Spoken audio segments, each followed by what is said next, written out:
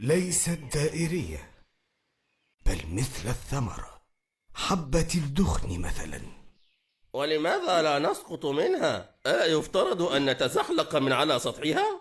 إنها تدور يا بني، ليست الأرض التي نقف عليها ثابتة، بل تدور حول نفسها كما تدور حول الشمس. ألم تسأل نفسك يوما ما الذي يغير مواضع النجوم في السماء؟ تقلب النهار والليل، الفصول وتغيرها من صيف إلى شتاء. ساعدني أيها المقاتل. لن تستطيع فهم ما يقوله عالمنا الهمداني ولو حاولت. بعض العلوم تفوق قدرتنا على الفهم.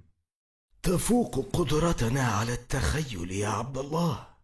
عندما تملك الخيال تملك مفاتيح الفهم.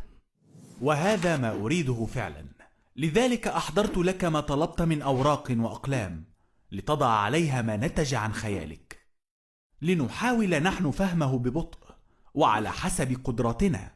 شكرا يا بني. الآن فقط أشعر بأنني حر، أشعر بأنني أكثر البشر حرية. عن ماذا ستكتب؟ عن كل شيء يا بني.